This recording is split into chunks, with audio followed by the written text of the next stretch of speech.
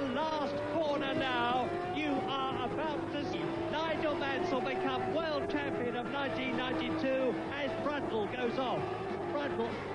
Mansell finishes and he's world champion. Must have had a real go then, and there's still a car in front of them. They'll both go out. Senna, Mansell was destined not to finish the Grand Prix, and Mansell is furious. Down to the last corner in Australia for the last Grand Prix of 1992, and certainly the most exciting. Schumacher is going to win. No, he's not. Berger backs off as he crosses the line, and he wins the Australian Grand Prix by 0.7 of a second. Unbelievable. Yes, it was unbelievable. Nigel Mansell finally winning the World Championship, but once again failing to win the final race of the year in Adelaide. What a fabulous finish to the season. It was a great season with some tremendous highlights. Well, hello everyone and welcome once again to Nine's Wide World of Sports coverage of Formula One Grand Prix racing. And today we start the 1993 season with the South African Grand Prix from Kyalami. With me as usual, is our resident champion, Alan Jones. AJ, you're on a high. What a great drive this afternoon down in Launceston at Symonds Plains and in Tasmania. Two big wins in the heats driving the Ford Falcon. Yeah, it's great. I think the new formula's proven to be really successful. I mean, the crowds love the big V8s, and today they had 20-odd thousand, which I think is the biggest single day of sporting event in Tasmania's history or something. So it bodes well, really, for the rest of the year. It's great. It's been good racing. There was a bit of biffo, AJ, and a few dollars have changed hands. There was a fine picked up along the way. A little bit of a misunderstanding coming out of the hairpin, but we've resolved that, and I'm $1,000 lighter for it, but, you know, you will get that. Hey, great to see you back on the podium and back in the winner's circle. OK, let's have a look at the drivers and teams and the packages that have been put together in the off-season. There's some new faces in some new places as we bring you up to date with the top teams in Formula One as they'll line up tonight. And we start with the sport's #1 team, Williams. After months of deliberation, French ace Alain Prost steps into motor racing's best seat. The former three-time world champ is regarded as Formula One's shrewdest tactician. Joining Prost, another of the sport's illustrious names, Hill, Damon, son of former great Graham Hill. The young up-and-comer probably knows more about the new FW15 than anyone. Damon has tested the new Anglo-French rocket over hundreds of practice kilometres. Williams, brand new, still the team to chase. McLaren, for so long the yardstick of the sport, the professional top dog, is a mere puppy to the team we once looked at in awe. It's gambling on the Ford V8s as well as a new-look driving force. Michael Andretti, the American IndyCar champion, follows his famous father Mario into Formula One. The question, just how quickly can he adjust to the European style of racing? Beside Andretti, the talented Finn Mika Häkkinen. Very fast with Lotus last year and very keen to run with the pole sitters this year. McLaren boss Ron Dennis has another ace up his sleeve. Ayrton Senna is still on the books to drive if he so desires. Ferrari, after two of the most disappointing seasons ever, the most famous of the teams has vowed to come back with a vengeance. The greatest of Formula One designers, John Barnard, has promised more magic. Also along for the season's ride, as team consultant, everybody's Maranello hero, Niki Lauda. Austria's #1, Gerhard Berger, left McLaren to sit once again in the chassis of the prancing horse. Big things are expected. His teammate, Jean Alesi, has not lived up to early promise. However, there have been glimpses of brilliance. Perhaps the new car can give Alesi a springboard to the podium. Benetton, the flagship for Ford last year and the biggest improver in '92, should prove a real threat in '93. The chassis handles all circuits well. Its speed's more than competitive. Michael Schumacher put the interest back into Formula One last season. The sensational German was always on the pace. With that experience tucked under his helmet, Schumacher will be tough this year. New team member Riccardo Patrese, who starts his 17th Grand Prix season. Patrese left the Plum second seat at Williams. The veteran has stated loud and clear that he is not at Benetton to make up the numbers. Finally, the only new team to break into Formula One is the Swiss-based Mercedes-backed Sauber equipped. Peter Sauber made his name running his own sports cars. Success led to full Mercedes work status in 1988. Then back-to-back World Sports Car Championships in 89 and 90 opened the door to Formula One. This entry turns back the memory clocks to the halcyon days of the sleek silver German races. Driving Sauber, Karl Wendlinger, a youngster in the mould of Schumacher. Lack of quality machinery appears to have held the German back. Let's hope the Sauber allows the talent to shine. JJ Leto fills the other seat. Leto, a protege to the great Keke Rosberg, looked like a world beater in the smaller capacity formulas. However, after stints with Onyx and Dallara, this drive would be the chance he has waited for. Amazing shot of those disc brakes lighting up there. And interesting to note, AJ, looking at the top teams, that's really how they've filled the grid. But of course, Grand Prix racing is just not top teams. It's a lot of teams, a lot of little teams that don't have the budgets and don't have the chances. But this year, to me, it looks like they've evened out a little. Well, I think in as far as that the teams that we haven't really seen up the front in the past are a little bit closer now, yes, for sure. Sauber is an interesting new addition because really it's Mercedes, and being typical cunning Germans, they're saying, well, okay, if it wins we're going to say it's Mercedes, and if it loses it's going to be Sauber. But I think they will be right up there. It'll take them no time at all to be very competitive because they have enormous resources available to them, and I think they will come through. And they've got two very good young talented drivers. Yeah, and just waiting for the chance to be able to sort of exploit that talent. Oh yeah, well Wendlinger I think is an enormous talent. He was in the Mercedes team with Schumacher, and actually at the time he was in with him, he was quicker. I just don't think he's had the equipment up to this point to prove his ability. But this year we'll see. Okay, well, you've had a look at the top teams. We've talked about some of the other teams that make up the grid. But for today's race, the qualifying session was pretty sensational, and Farron Hotham's put a package together to bring you up to date with what happened at Kyalami. Frenchman Alain Prost went out determined to draw first blood, and he did in practice. Saturday in Kyalami was Prost's, the Williams ahead of Ayrton Senna. The second and final shootout, and Senna went out first. The V8 Ford-powered McLaren into overdrive. Senna's time was quick, but not fast enough, going a tenth of a second better. Alain Prost, tonight's pole sitter. Kyalami hasn't been as lucky for some. Damon Hill wasn't playing any computer games when he left the track during practice. Hill knows his task tonight is difficult.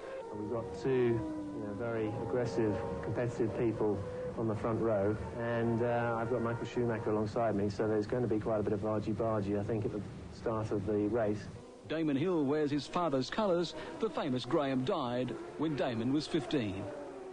I think he'd be quite pleased to see me up there on the grid. I'd probably have to keep him out of the way, actually. He'd probably be wanting to get in there and do things himself. That'd be for sure. Okay, well, the grid positions, you can see Alain Prost in the Williams on pole with a 15.696. Not all that far in front of Ayrton Senna in the new McLaren, Michael Schumacher in the Benetton. Damon Hill, fantastic result for his first-time effort in the Williams. John Alesi in the Ferrari, and JJ Leto in that Sauber we were talking about a little bit earlier on. Riccardo Patrese, Blundell in the Ligier, good result for him. Michael Andretti, first Grand Prix showing for him in the McLaren. Karl Wendlinger in the Sauber, Alio in the Larousse, and Martin Brundle brings up 12th position in the Ligier Renault. Quite an exciting lineup tonight. Well, a very exciting lineup for us, and two gentlemen that need no introduction from us here on the floor. Of course, Nigel Mansell, the current world champion in Formula One. Mario Andretti, a former world champion, watching his son Michael go around in the McLaren for the first time. I know both men have spent a lot of time in aeroplanes travelling over. They're at the beautiful Marriott Hotel at Surfers Paradise. And if you've never had a look at that hotel yet, make sure you do when you get there. It's one of the most beautiful hotels we've had the pleasure to be involved with in our motor racing time here at Channel 9. So we welcome aboard from the Marriott, Nigel Mansell, Mario Andretti. Fantastic fellas. I know you're very, very tired coming all of the way over here, and it's great to have you here. Thanks. Nice to be with you. Good evening to you. Yeah, welcome Nigel and Mario to Australia again, and it's great to have you here. I really mean that. It's, I think you're going to bring something to the Indy race at surface which will give it the big kick up the backside, and it's long needed. Nigel, for you to sit here and watch a Formula One round the first time for the year, difficult? I haven't really thought about it until you just asked the question. I mean, I think it is going to be a little bit different, but I'm just intrigued. I'm sort of jet-lagged anyway, but after watching Alan do such a great job this afternoon, I'm not so sure we'll have those tactics in our race this coming week, but it was thoroughly enjoyable, but I'm just trying to get into it now. Does the grid surprise you looking at the way qualifying's gone?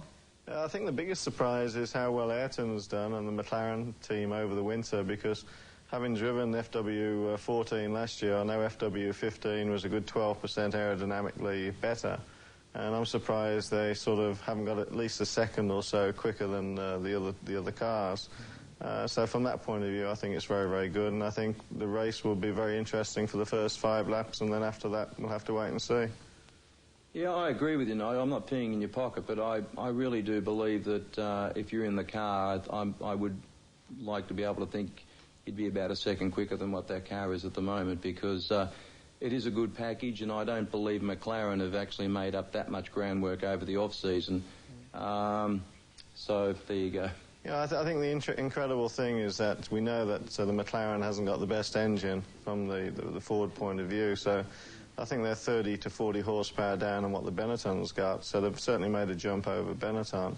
But, I mean, equally, the Renault engine has probably got about 30 horsepower, maybe a little bit more than what we had when we finished last year.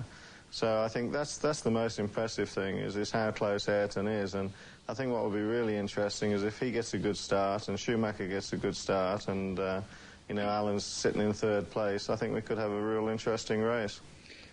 Mario, a strange moment for you too. You're watching your son race. You've been racing together for so long now, the Indy cars, as teammates, and now to watch him on the other side of the planet via television from Australia. Well, like this, you know, obviously I'm very anxious, and I've been talking with Michael. I spoke with him right after the warm-up this morning, and he's not really where he wants to be yet. Obviously, he's not totally comfortable, but you know, yesterday he had an engine blow during qualifying. I don't know how much he would have improved. I would assume he would have improved somewhat. And of course, starting 9th, he's somewhat worried because the new Kyalami is really, I would say, impossible to pass. Maybe I think Nigel could probably confirm or deny that, but the way it looks, it's going to be really tough to try to come through the field. So, as I said, he thinks it's going to be a long day, but his focus is to try to finish the race, try to keep it together, and just get that experience, get that feel of the car, so he can start, you know, just getting more out of the car and out of himself together with the car. Mario, it's interesting to see that Damon's got his father's colours on his helmet, and of course Michael's got your famous colours, and I've noticed just watching on TV, then he had the little American flag. He's added that to the bottom of it. I mean, that's great, I reckon, and Andretti's actually have had a fairly good run at Kyalami. You won there in the Ferrari. So, you know, and I know also doing Formula One is a total different kettle of fish. It's not just simply about driving the car. You've got to learn the European way of doing things, and it's a different sort of approach to a certain degree than what he's been used to, and I guess he has to get used to that as well as simply driving the car.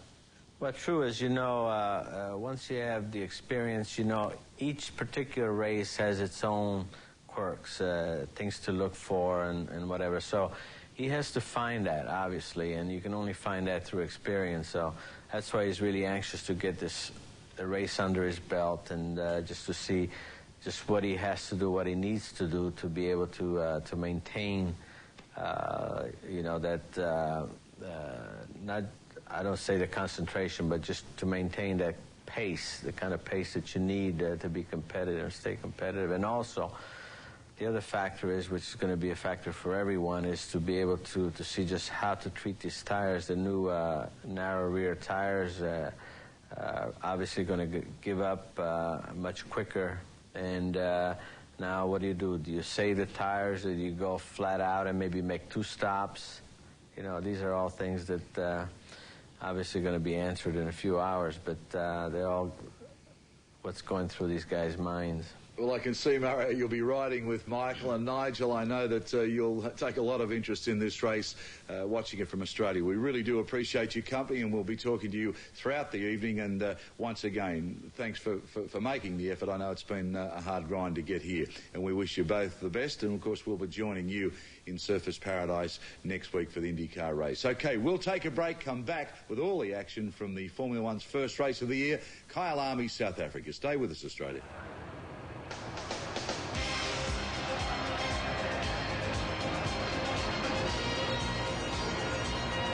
Watching us all around of Australia, what an exciting time. The first Formula One race of the year coming out of South Africa. Well, Alan, you know, it's a time we're all a bit apprehensive. We've talked about Williams and Prost perhaps not being as quick as they should. I think we're excited at the fact that McLaren and Senna are now competitive. Schumacher, well, he's going to get better right throughout the year, and there's a new car coming there. The Sauber going so well. It really does augur well for the year. Yeah, well, in one respect, I'm glad that Nigel's left, because I think that it's going to bunch it up a little bit, and as we've seen by the lap times, there's nothing in it. And as he said, I think that if Senna does a good start or Schumacher does a good start, we could be in for a good 3 or 4 car battle, so it's going to make it interesting. The Sauber, when you said that it won't take them that long to catch up, I mean, is that the Mercedes technology you're talking about, or has this package sort of been ongoing now for a couple of years? We've heard the rumours for so long. Well, Sauber have gained an enormous amount of experience through racing sports car, but, you know, I would like to be able to think that it's Mercedes technology, which they have an abundance of. They have this dreadful habit of being able to sort of come into whatever they choose and dominate it. I mean, they dominated touring car racing in Germany last year. They went into GT racing and dominated that, and now they're literally feeling the water in Formula One through Sauber. And I believe within certainly next year, or if not the year after, we'll see a full-blown Mercedes car right up at the front, if not beforehand, in the Sauber. Well, the cars are just about ready now to get out on the track. In fact, they are out on the warm-up lap. We thank Nigel Mansell and Mario Andretti for their time tonight, and they'll be with us for a little while up there at the Marriott Hotel in Surfers Paradise. Well, Alan, you know, this is the time, I guess, the first race of the year. There'll be plenty of nerves, plenty of twitchiness, and particularly at a circuit like Kyalami. I had my first look at the track in a live situation last year with the 500cc bikes. Pretty frightening on bikes. It must be just as scary in a car. Yeah, well, it's an extremely difficult circuit to pass on. It's just sort of one corner after the other. It makes it a little bit frustrating. We have got new tyres, we have new configurations, so there'll be a lot of guys out there just sort of feeling the water to a certain degree. I would probably say Williams and Benetton have probably done more testing than just about anybody else. McLaren have done a fabulous job to come up with a brand new car, given the fact that they haven't had a great deal of time. And they've done a great effort. It was just a shame that Michael had that engine problem yesterday. He probably would have been a bit further up, but they've both done a great job. This track, of course, has changed in layout since you raced there. Oh, yeah, totally different. I'm sure when Mario and raced there and when I raced there, it was a really fast circuit. Now it's considerably more twisty and a lot more difficult to pass on. The interesting thing that I noticed, well, you see them racing up the hill on this circuit. It doesn't look all that steep on television, but yet it is quite a climb. Yeah, well, it's the original hill, and it is actually quite steep, and how you come off that right-hander is fairly important, because it dictates the speed, obviously, where you see them coming now. So it's very important to get off that corner pretty well. So as you can see now, the car's making their way onto the grid, and really it does. I know that we're tingling in here with the excitement. We've got Formula One, of course, tonight, and we've got the Indy cars next weekend, and the 500cc bikes coming up. It really is a great time here on Nine Sports. 72 laps of this circuit, very demanding on the drivers. And as you can see, 4.261 kilometres, around 306.792 kilometres in race distance. Well, the man, of course, who calls all the Grand Prix action right around the world, the voice of Formula One, Murray Walker, and alongside him, as always, is James Hunt.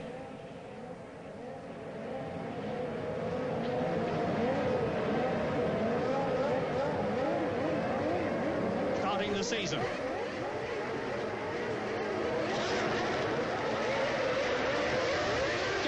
Away they go. Senna's got a superb start. Schumacher comes up. Damon Hill is into third position as they go into the first left corner. And Senna's done it.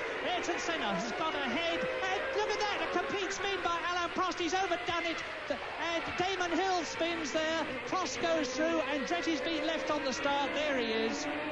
And there's two more stuck at the back. Michael Andretti is still on the grid. One of the Larousses is still on the grid. And it looks to me as though, well, there we are. Eric Comas is stuck on the grid, and so is Andrea De Cesaris. Well, so it looks as though the entry is down to 23 already. Alain Prost goes through. Well, Ayrton Senna, an absolutely magnificent start. The Brazilian is right back in the groove. Look at that. And Schumacher is in second position with Alain Prost in third place, and in fourth position and fifth position it's the two Saubers. JJ Leto is in fourth place. Carl Wendlinger, his teammate, is in fifth place, and already the South African Grand Prix is turning out to be a stunner. Now look at this. Here's a replay of the start, and you see Alain Prost makes a good start, but not nearly as good as Senna. Yes, and then the mistake here by Damon Hill getting sideways, and that really hurt Alain Prost, because and Prost behind the Benetton. A poor start by Prost, and Hill gets going again. But Senna taking full advantage of having Prost behind Schumacher's Benetton, and Prost seems to be losing ground. Well, this is a quite incredible start, because now Michael Schumacher in the Benetton, which was not going nearly as well as the Ford-powered McLarens during the practice session, and Senna leads Schumacher at the end of the first lap by 1.7 seconds, with Alain Prost third. The two Saubers, as I told you, of Leto and Wendlinger, there they go through the picture. Alesi is in sixth position. Mark Blundell, look for him, there he is behind Alesi. Behind him is Martin Brundle. So the two British drivers in the French Ligier team, which has Renault engines, are 7th and 8th. Riccardo Patrese is 9th.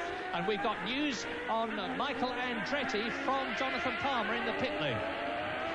Apparently the problem was that Andretti lost the throttle, this fly-by-wire throttle. He lost hydraulic pressure when the engine revs lock got low, and that lost him the throttle. He's now got it and he's underway. Well, that's good news anyway.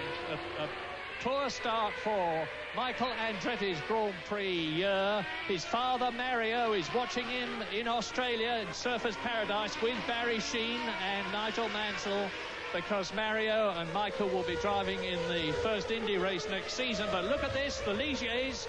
There is Alesi. And the Saubers, I'm sorry, the black Saubers with concept by Mercedes-Benz on the side of them. That's Wendlinger. And Carl Wendlinger, who is in fifth position ahead of Alesi, Blundell, Brundle and Patrese, is headed by JJ Leto there in fourth position. This is very interesting indeed, because JJ Leto has been driving the Dallara for the last 2 years, and that was a very poor handling motor car. He's been looking for a good one. Now he's got it, starts 6th on the grid. And Damon Hill is in 12th position on this, the third lap in the 72-lap South African Grand Prix, with Ayrton Senna, I would imagine, scarcely believing his luck that Prost was delayed by that Damon Hill spin. Damon under terrific pressure here. And Ayrton Senna on lap 3 of his... I can't say he's returned to Grand Prix racing because he hasn't actually been away, but we weren't expecting to see him, and he's 2.3 seconds ahead of Michael Schumacher. Yes, and I would think that Senna is probably already paying attention to looking after his tyres. He was... nobody's quite sure whether they're going to have to stop or not for tyres. There's not enough knowledge about these new tyres yet in hot conditions. And Senna certainly was hoping to try and get through the race, and of course having Prost with his bad start back in third place gives Senna the chance, the opportunity to take it a bit easy. And out goes the Ivan Capelli. Well, he had terrible luck with Ferrari, and it looks as though his luck is not continuing now that he's moved to the Jordan team, because the Hart Power Jordan is out of the race. We are on lap 3. Ayrton Senna is leading Schumacher by 2.4 seconds. Prost is the fastest man on the course at the moment. He's just gone round in 1 minute 21.19. That's about 3 seconds off the lap record. And JJ Leto, Wendlinger, 4th and 5th. There they are. The all-black cars with hardly any sponsorship on them at all. And they are powered by Ilmor engines. Now, there's the leader, and you can see how close Michael Schumacher is to him. Michael Schumacher, who won a Grand Prix in his first full season last year when he won the Belgian Grand Prix in Spa. Now, is the gap coming down? The gap is coming down because Schumacher is closing on Senna. It's now 1.9 seconds. And it's a good time to point out to you again that, as ever, but for a very different reason, tyres are going to be a major factor in this Grand Prix, because the governing body obliged the teams to use smaller tyres this year in the hope of reducing the speed of the cars. The tyres are 3 inches narrower and therefore give less grip. But and there you see the Jordan. That is the Jordan, and you can see it's very badly battered indeed.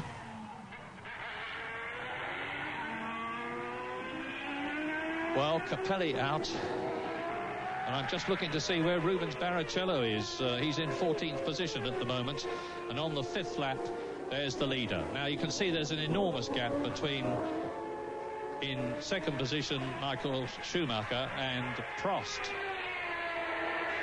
Prost is 3.5 seconds behind Michael Schumacher, and I really did not expect that. Now he's starting to close up. There's the Frenchman. Through goes Ayrton Senna to complete another lap, and the gap between him and Michael Schumacher is now pretty static. It's about 2 seconds. Alain Prost in 3rd place, and he's gone faster again, so Prost has got the bit between his teeth. He's fighting back. They call him the Professor. He's the smoothest driver on the track, always has been, and he's very, very quick as well. Yes, I think Prost has been, again, like Senna, nursing his tyres a little bit there, because there's no doubt he can go a lot faster than this. He did 1:18 in the warm-up. He's just put up fastest lap of the race at 1:21.1, and I think he's just brought the tyres in gently to try and make them last, also probably to try and do it without a stop, and now he'll slowly start to turn up the heat.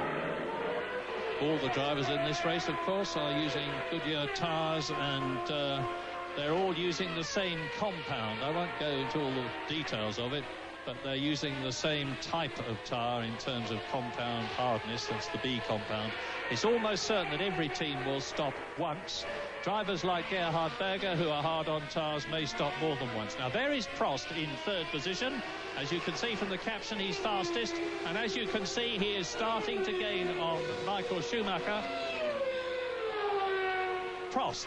Now, let's see. Well, he's visibly gaining on him, it seems to me. But now Ayrton Senna has put in a quick lap.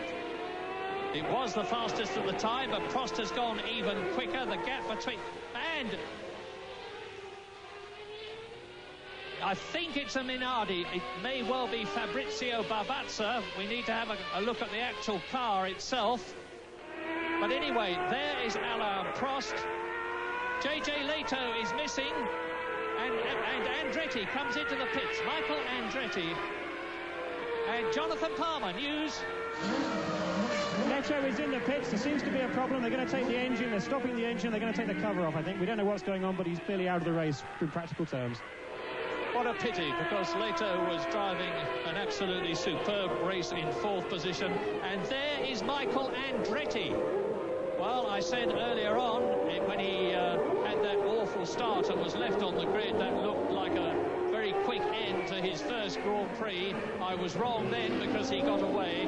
Now, I'm guessing, I really am guessing, but one of the new things about the McLaren is not only that it has staggered panels on the side of the body, which are assisting the airflow, and you'll only see them on Senna's car now, but they also have the most sophisticated electronics of any car.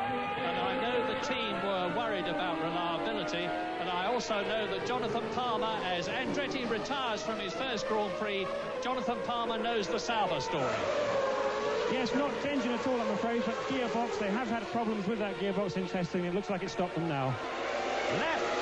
Lap 8 of 74, and Senna leads Schumacher, and you can see Alain Prost catching the German. The Austrian Wendlinger in the Sauber is now in 4th position.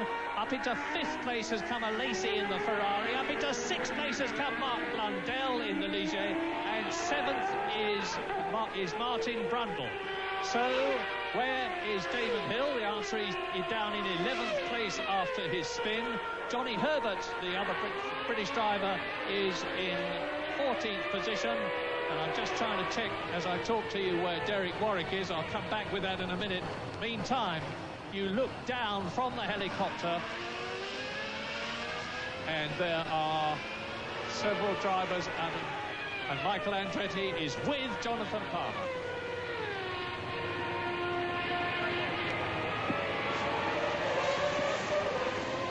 Great work, BBC, Michael. Okay, I'm with Michael. Come with me as soon as you can. Just come out here a bit. Well, we were with Jonathan Palmer, but meantime, it's still Ayrton Senna. Senna leading, and now Jonathan has got Michael Andretti. Michael, this looks bitterly disappointing. Your car's got tyre marks all the way down the side and a wheel off. What happened? Well, first off, when I put the clutch in at the start,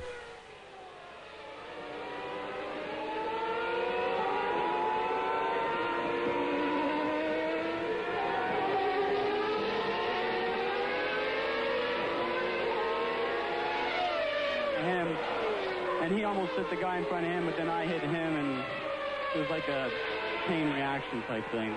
Michael, a great shame. Thanks very much.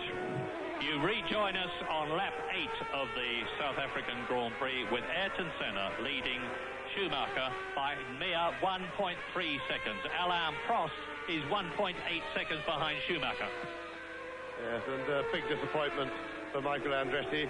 It hasn't been a tremendously happy start to his Grand Prix career, but he's impressed everybody here with his attitude and his confidence, but he was very disappointed with his qualifying. He was exactly 3 seconds slower than Ayrton Senna, and the times were finally achieved, and he naturally was unhappy with that, but felt that there's plenty more to come. And he did have some trouble on Saturday in the second qualifying session with the active suspension on his car. It wasn't behaving exactly right.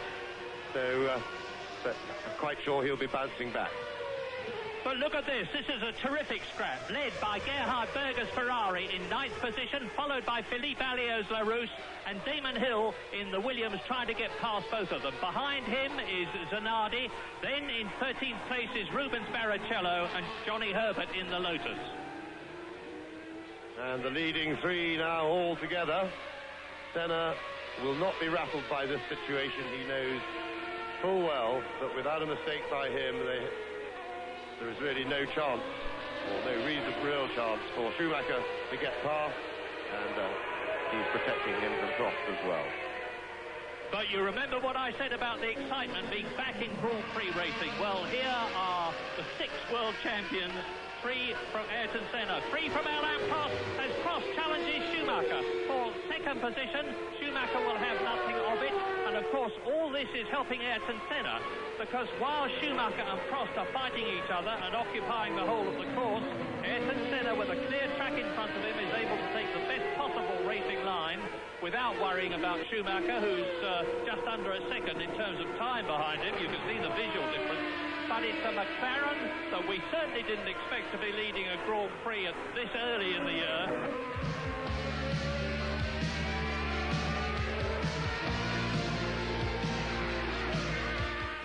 Grand Prix, Ayrton Senna continues to lead for Michael Schumacher over Alain Prost, Carl Wendlinger, Jean Alesi and Mark Blundell. Well, Mario Andretti, obviously a great disappointment, not only for you, but obviously your son. Through no fault of his own, couldn't get off the grid and then obviously involved in an accident. So things can only get better from here, I guess. Yeah, I hope so. Obviously, you know, he was hoping to be able to do the entire race at least. But I guess he's going to have to wait until Brazil. But what can I say? I don't know what really happened in that accident. They didn't really show it. But again, the fact is he's out of the race and just going to have to resume everything in Brazil. Yeah, it is a shame because, you know, you can test until the cows come home, but there's nothing like a race to really sort of get into the groove of things. Well, that's really what he wanted. You know, he desperately wanted to get a race under his belt. And as I said, you know, this wasn't going to be the time, I guess. Okay, well, things can only get better. Nigel, what are your thoughts so far? Well, I think it was a great disappointment, obviously, for Michael, but I think hindsight, looking at the race, really the race should have been restarted with sort of having 3 stalled cars at the start. I think it would have been better. Obviously, with Ayrton getting a great start, we have a race on our hands, but you can see that the Williams is just sitting there waiting. I think Alain's got a lot in hand. Yeah, I mean, he does look to be sort of doing it easy, doesn't he? He looks to be sitting back waiting. And the power coming out onto the main pit straight, you'll see him now close up and coming out now. He just tried to go on the outside, but you can see, look at the power now just coming out. Yeah, he's behind. having a go, look. Exactly, and he's just sitting there, and I think he's made it. Not this around time the outside, now. though. Yeah. Oh, he got him. Yeah, no, it's the engine's working real well, and of course without the Honda engine in there, it's no question the most powerful engine out there. He'll probably have conservatively 40 to 50 horsepower more than Ayrton, but now it'll be interesting to see what happens over the next few laps. I don't think he'll get Ayrton around the outside as easy, will he? No, I think Ayrton might move across a little bit quicker. Hey, all right, let's go back to Murray and enjoy the race. The official works engine, and McLaren's only have a customer engine, which is reputed to be some 20 horsepower down. And that will worry Senna. He will not want Prost right on his tail through the hairpin. So watch Senna now when they're together. He'll be trying to put a bit of space between himself and the Williams every time they reach the last corner. Prost is really pressing. Indeed he is. The two rivals who have fought each other in the same type of car for McLaren in different kinds when Prost was racing for Ferrari and Senna was racing for McLaren are up front again. It's just like old times. Let's hope it doesn't end like some of their races have in old times before. But Senna, Prost and Schumacher dominate the South African Grand Prix ahead of Carl Wendlinger, who is still fourth but dropping back slightly in the Sauber. Alesi, Blundell and Brundle. But stay with this. See, Senna is noticeably faster out of that corner. The McLaren people have been working very, very hard on the active suspension of their car, which is controlled by this complicated computer system. Incidentally, I know there have been rumours in the UK that because of Prost speaking out of turn about the governing body last year, there is Wendlinger in the pits, and that means to say that Jean Alesi goes up to 4th position, Mark Blundell goes up to 5th place, Brundle goes to 6th. Both the British drivers are in the top 6, and Hill is still 11th. Now, it's interesting that the leaders are lapping some 2 seconds per lap slower than they were about half a dozen laps ago. Now, what I'm trying to work out and having some difficulty with is whether that's because Senna is just taking it easy and driving defensively and therefore not interested in a lap time, or whether in fact the tyres have deteriorated a bit in their performance. Now, Prost is well placed this time. He's making an attack, but Senna's getting in very quickly into the hairpin. Prost is well placed. He's going to make an attack. He is attacking, but Senna is cool, calm and collected as ever. Has got exactly the right position on the track to block Alain Prost. There's nothing unfair or illegal about that. Senna is leading the race. He is entitled to go wherever he wants to on the track, provided he doesn't indulge in blatant weaving to keep the man behind, and he is certainly not doing that. You've only got to make your car half an inch wider, and it's enough. But all the time, Alain Prost is pressing, and all the time, Ayrton Senna knows that Prost has a power advantage from the V10 Renault engine. And all the time, Prost knows that right behind him is Michael Schumacher. What a race, top three. Jonathan Palmer, a quick update, please, on Wendlinger, because it's all action at the front. Well, a bit more disappointment for Sauber, I'm afraid. That was a 10-second penalty that Wendlinger came in for. He was judged to have had made a jump start. Thank you again. Well, that's a fairly new rule, but Wendlinger got away a bit too well. And the rule is that you are shown a flag, you have to come in, stop for 10 seconds and accelerate away again. He's now in 8th position, is Carl Wendlinger, behind Riccardo Patrese's Benetton, and the top 8 as you watch the race for the lead. And Ayrton Senna goes through to complete his 15th lap. Senna leads Prost. Schumacher is 3rd. Alesi is 4th. And Prost is having another go. Interested to watch Senna's technique at that final hairpin as they come around to complete the lap. At the moment, he's coming into it with just enough lead over Prost that he's prepared to go in really quickly into the corner and try and do the whole corner quickly. Now, if Prost gets a bit closer to him as they come in under braking, it may be that Senna will brake a bit more, go into the corner more slowly than usual, and then hit the power unexpectedly early. And that is a technique for getting the jump on another driver. He'll be working every trick he can think of, and he's got a few. And the fastest man on the track thus far is Alain Prost. But there's hardly anything in it, as you can see. Alain Prost has made the fastest lap of the race so far. And it's Senna leading Prost, leading Schumacher, the first three. Alesi's 4th. Blundell and Brundle are 5th and 6th. Riccardo Patrese is in 7th place. Wendlinger is 8th. Berger is 9th. Alliot is 10th. And Alain Prost is trying so very, very hard to be not number 2, which he is now, both in number and on the track, but number 1. Yes, and I think I'm beginning to get the impression that this 2 seconds a lap off their full speed pace that they're doing is because Senna is positioning himself tactically on the track, not interested in a fast lap time. And of course this is allowing Michael Schumacher to stay with the group, and Prost only has to position himself wrongly on the track, and Schumacher is going to gobble up the hole if he can. He's a little bit too far behind to attack at the moment, but he put his nose alongside Prost's rear wheel just now, and he'll certainly be looking for any sort of a mistake or opening. I can hardly believe my eyes, because Ron Dennis, the head man of the McLaren organisation, only finalised his engine deal with Ford in December. And in that time, the new car has been designed and built to take the new engine, which, as James and I have both said, has got less horsepower than Benetton. And Prost goes for it. Senna moves across. Prost goes to the right. Prost was maybe trying to serve a dummy to Senna, in which case the Brazilian outthought him. We're on lap 17 now, and because Senna is adopting this deliberate ploy, as James has said, Schumacher is right up with them.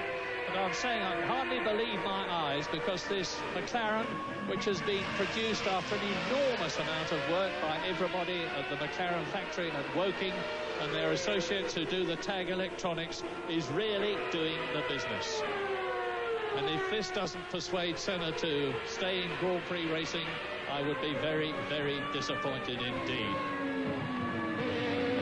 I must say, the Williams looks very, very impressive. The power of the Renault, and that's Hill going off with Zanardi. Well, Damon Hill's race finishes. Damon, of course, as I said, was under enormous pressure. Maybe, I don't know, maybe been trying a little bit too hard to make up for that spin at the beginning of the race. Damon has had problems under pressure in the past, I remember in Formula 3000, but for whatever reason, maybe he was trying too hard to get... here's a replay. Now, there goes the Larousse, and as you can see, Damon Hill was already in front of Zanardi, and I do apologise if anybody thought I was saying anything against Hill, because it was clearly Zanardi trying to dive through on the inside of Damon's Williams, Zanardi in the Lotus, that caused the problem. Indeed it was, but we weren't to know until we saw the replay, Murray. But Yes, that was a bit over-ambitious by Zanardi, and he locked his brake, and once the brake's locked, you lose braking effect, and he had nowhere to go but to slide into Hills Williams. Disappointing debut for Williams. As Prost gets inside Senna slams the door right across Prost's bows. But I was saying just before that incident, now we see from, I think, is this Prost's Williams? That's the view from Prost's car. And I must say, the Williams is looking extremely impressive in Prost's hands. It's got quite a big acceleration advantage over the McLaren and the Benetton. We saw it power its way past Schumacher earlier, and also the car looks very good out of corners. He's getting the power on very well and smoothly with Prost, and one would think that if he can get in front, he may go away. Certainly the race will speed up a lot. Whether Senna's got much to, a response for it, I don't know, but Prost is looking as if he will eventually get past. Williams seems to have enough power that I think Senna's going to be hard pushed to fend him off the rest of the race.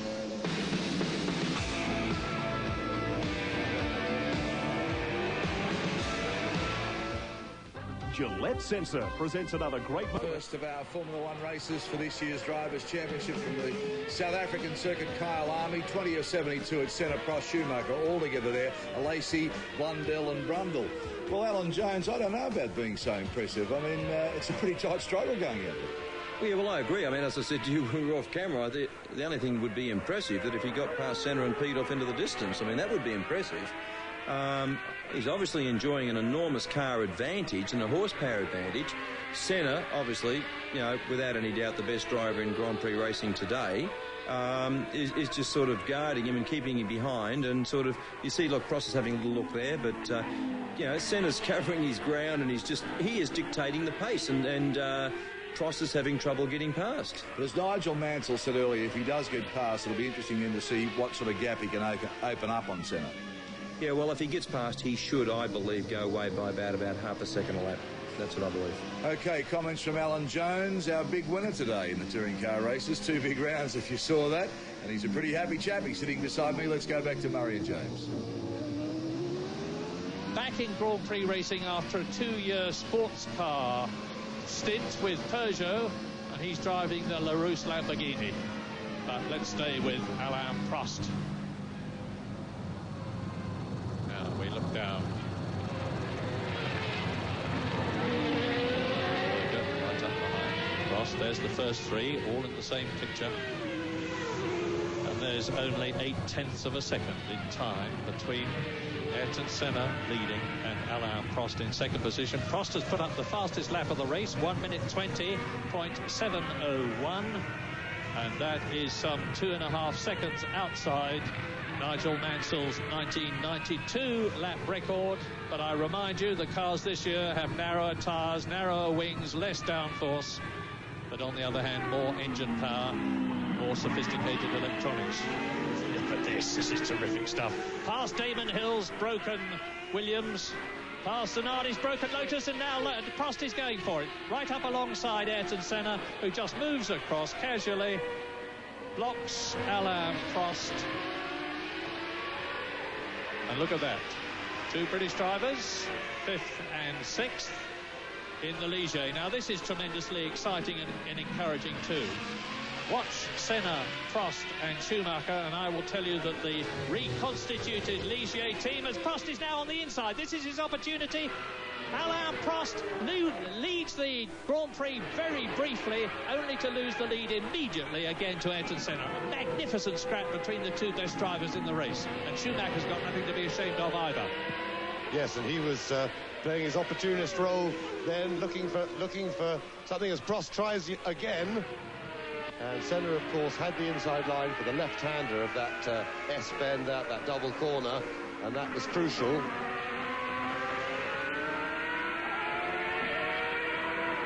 So Senna has been given notice by Prost very firmly of what he's up against, and Schumacher is pressing And they're coming up on Luca Badoer, the 92 Formula 3000 European champion, in the second Lola Ferrari. Now, Badoer is far less experienced in Grand Prix. Indeed, this is his first Grand Prix than Alboreto is. And it's just conceivable that Badoer might not be able to let all three of them through in one move. He may not be watching his mirrors as closely as he should do. We're soon going to... Oh, he's into the pits. That's taken care of it.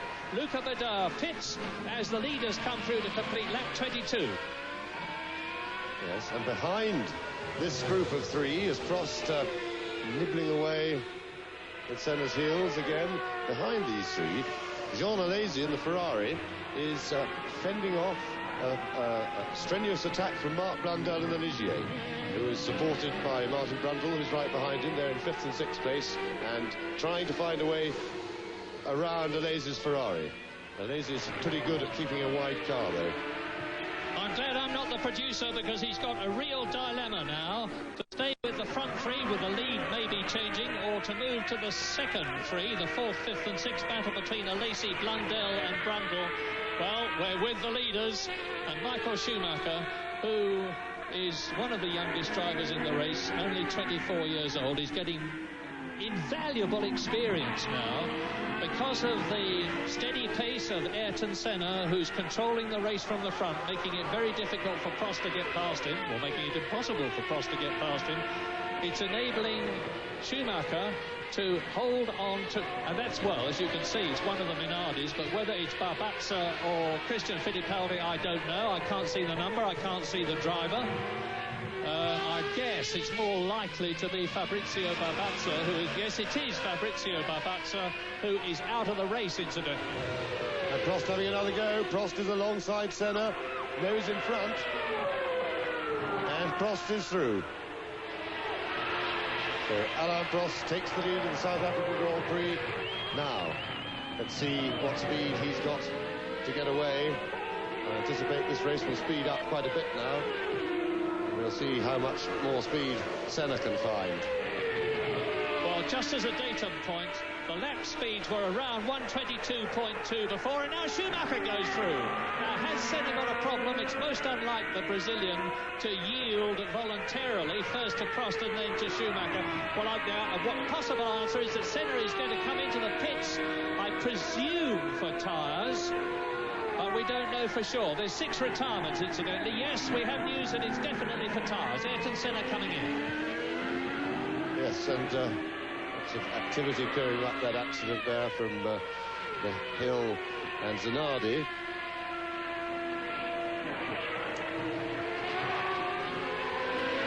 So, Ayrton Senna on his way in, and this will be very crucial. And so is Schumacher. So both of them in. Schumacher and Senna. Big pressure on the pit crews now.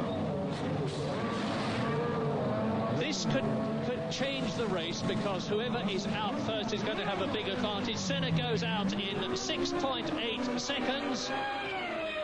And I've missed a big... Yes, Schumacher behind him. So Senna has regained the second place that he temporarily held on that lap. Now, we believe that Alain Prost is coming in. This is the 25th lap. And you can see that Leto in the Sauber is going again. Yes, and that was nearly 7 seconds for McLaren, according to the official clock that was being captioned there in the corner. And whilst I'd call that a pretty good pit stop, McLaren were down to around about 5 seconds last year, towards the end of last season, and they may be a bit disappointed with that, because if Prost is going for tyres, Williams could beat that and get Prost out ahead of Senna. And Martin Brundle is missing. Riccardo Patrese has gone through his 6th position now. This is it. This is what could change the course of the race if the Williams team make a mess of Alain Prost's pit stop. It's happened in the past. You remember Nigel Mansell had all sorts of problems. Wheel came off.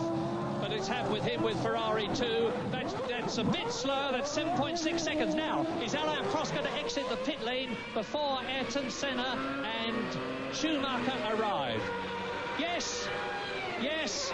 Alain Prost Prost goes through, and there is the Lola behind him. Now that's going to hold up Senna and Schumacher. It's still Prost, Senna and Schumacher, and all three of the lead drivers on lap 26 out of 72 have changed tyres. I doubt that they'll have to change again with Schumacher now. Hello, who's that?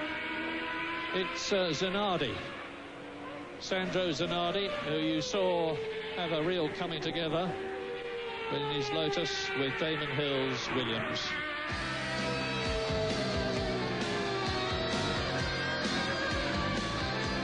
Lap 26, we have Alain Prost still leading from Ayrton Senna, Michael Schumacher, John Alesi, Blundell and Brundle, and the two Ligiers. Well, Mario Andretti, the Formula One cars with the narrower tyres, obviously pit stops are going to play a more important role. I guess you're used to more pit stops because in Indianapolis type racing or IndyCar racing, pit stops are there to go, and you run a similar type of tyre vis-a-vis width. What are your thoughts so far? Well, it's pretty much predictable as far as the tires.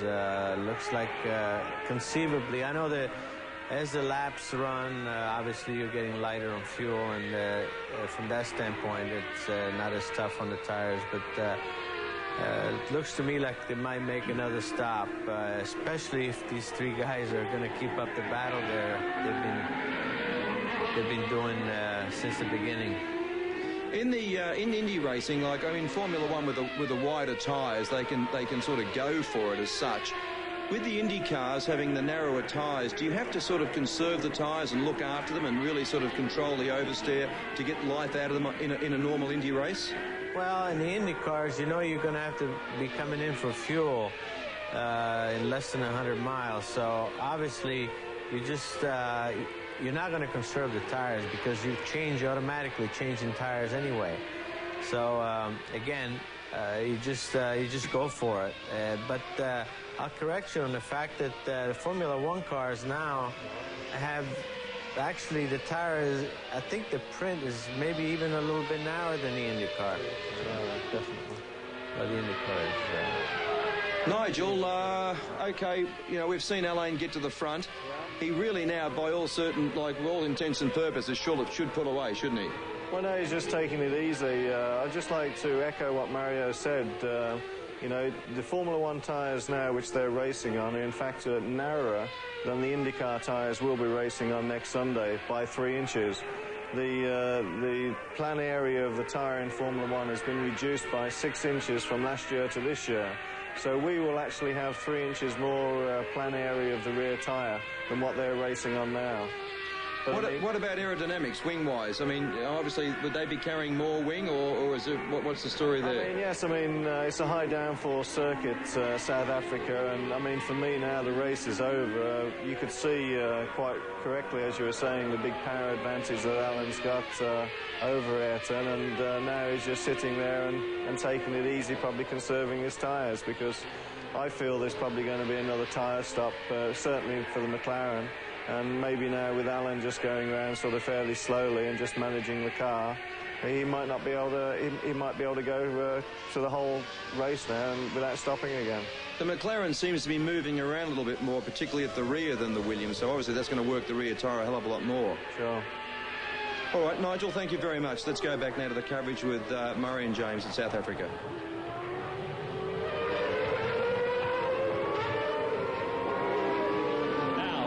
It's a turn up for the book because Rubens Barrichello is the youngest driver in the race. He's Brazilian. He's driving the Jordan with its brand new V10 Hart engine, and he's the ex-British Formula 3 champion.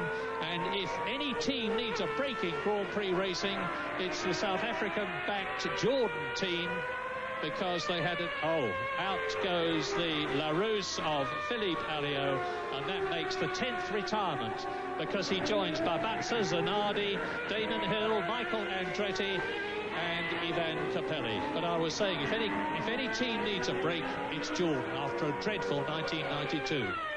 That's right, and that accident that befell Capelli's car earlier in the race looked like a very, very heavy accident, looked like a very badly damaged car. Capelli we saw walk away from it, so hopefully he's all right. And a new fastest lap for Alain Prost, And Prost now starting to pull away. He's 6.5 seconds clear of Ayrton Senna. And Schumacher still right behind Senna. What I find fascinating about all this, James, is that Alain Prost is well known for doing no more than he has to do. He's come back in racing after being out for a year. He won't want to show the Williams-Renault hand to McLaren Ford too much, and I'm wondering if he's going to continue to try and pull away and build up an ideal cushion of about 20 seconds compared with the 6 seconds that he's got now, or whether he will just stay where he is. Yes, I mean, I'm sure he'll build himself a cushion, because you need that. These cars are very complicated. If small things, anything small goes wrong with it, towards the end of the race, he'll want that cushion, and that is the professional thing to do. And I should think he'd certainly go for 20 seconds at least before he said that was enough and comfortable enough. It may be still that it's going to be marginal to get to the end of the race on tyres, so he'll be keen as soon as possible, probably when he gets to about 10 seconds away, just to take it easy on the tyres and not over push the tyres, not spin the wheels too much or overheat them. And he can do that and still probably find a way to pull away. The Williams superiority, I'm afraid it's not much use trying to hide it from the others. It's plain for all to see. There's the battle for second. There was. Sean Lacey in the pits for tyres. He was in 4th position. And while he's getting out, let me tell you that there are 9 different constructors in the first 10 places, and that is very healthy for Formula 1. And this is healthy too. Senna fighting Schumacher for 2nd place. Alain Prost is clearing off.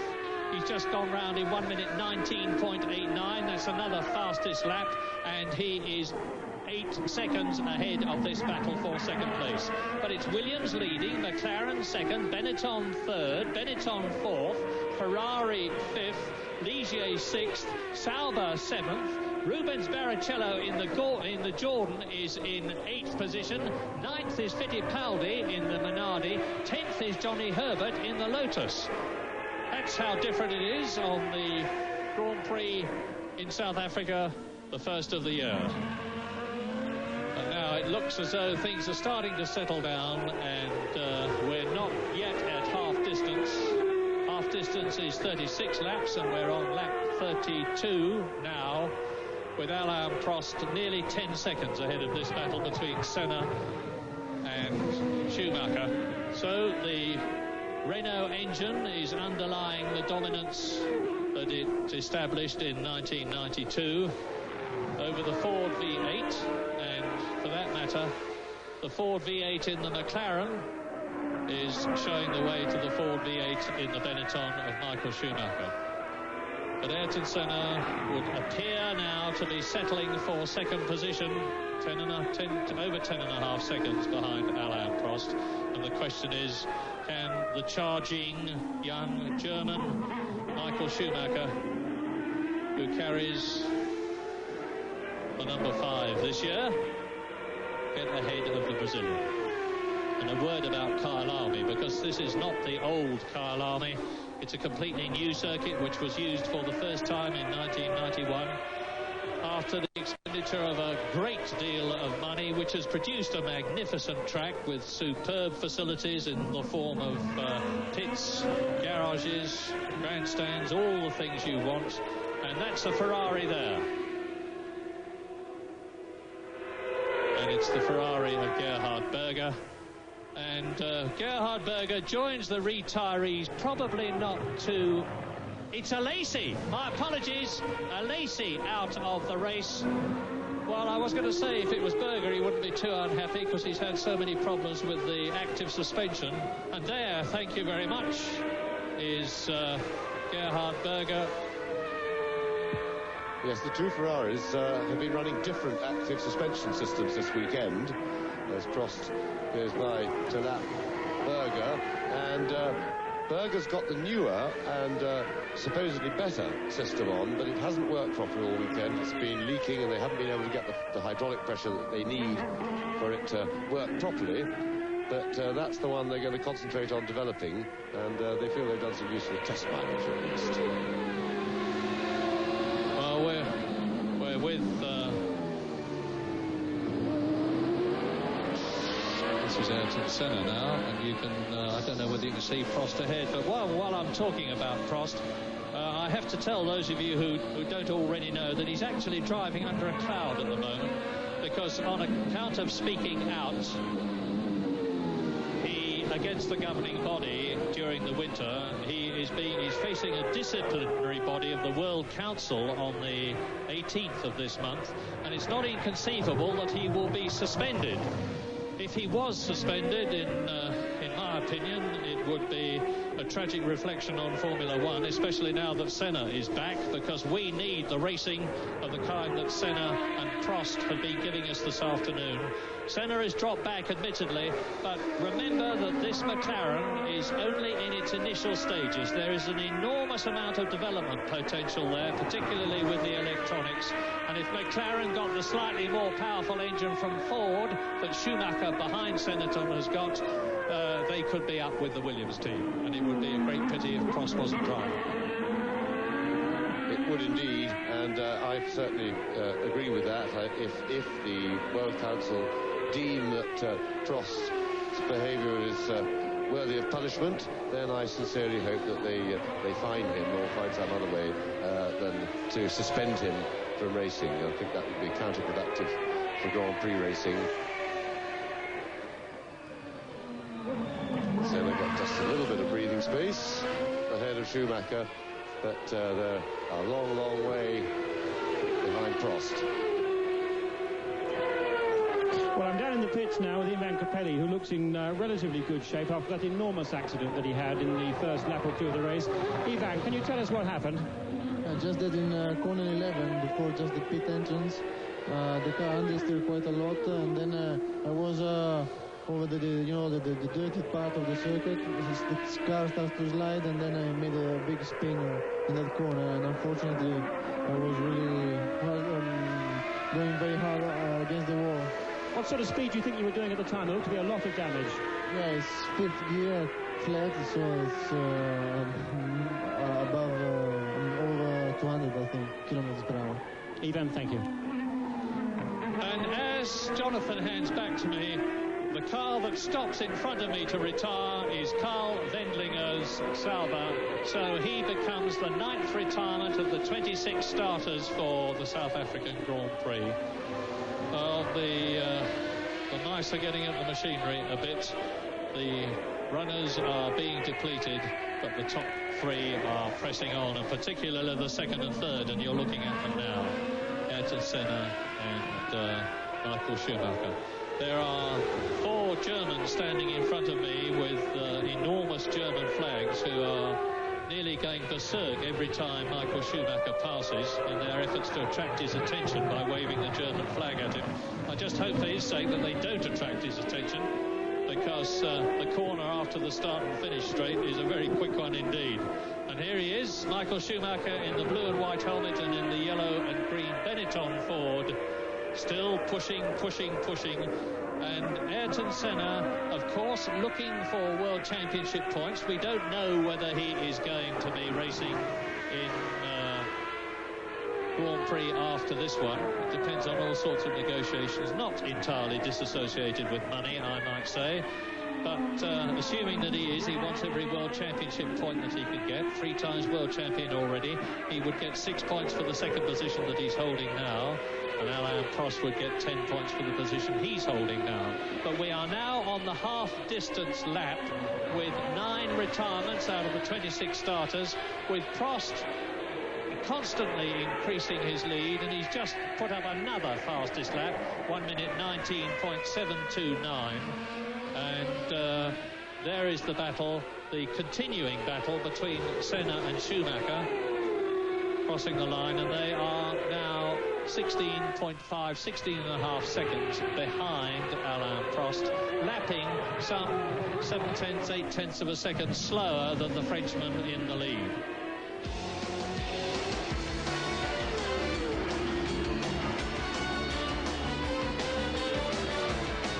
Watching us all around Australia, lap 37 of 72, it's Prost, Senna, Schumacher, Patrese, Bundle, and now Fittipaldi moving into the top points. We take you back now to Murray Walker and James Hunt.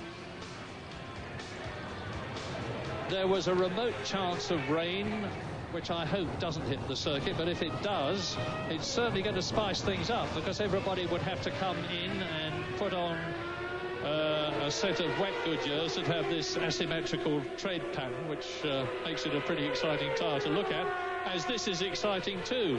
No change, and Schumacher is pushing. If you're in that position, James, and you've got dirty air billowing about in front of you and a very difficult course to pass on, what has to be your plan? Well, it's extremely tiring and stressful to drive right up to somebody's exhaust. And for this reason, one tends to make one's attacks in sort of bursts. But Schumacher is young and strong, and he seems to be consistently trying to parry Senna. Of course, he's buoyed by the fact that he feels he's got a chance of forcing a mistake and getting through, and he's looked like he might get through a couple of times. So, Damon, that looked a pretty unfortunate debut for you on your first Grand Prix, but particularly unlucky to be taken out pretty clearly, as far as we could see, by Zanardi. What happened then, first of all? Well, first of all, I put myself in a situation where I was in the field mixing it, and of course those sort of things can happen. So unfortunately, Zanardi just lost his braking and just hit me from behind, and that put me out. Now let's just go back to the first lap. The first or second corner already had a bit of a half spin. Was that how it seemed to you? Well, I think it was a 360 actually, but you know, I mean, that's a mistake, and that's my inexperience, I suppose, but you know, pretty pissed off with myself. And after that, how was the car going? Yeah, it was good, but it's impossible to overtake. You know, I was quicker than the people in front, but I just couldn't get any.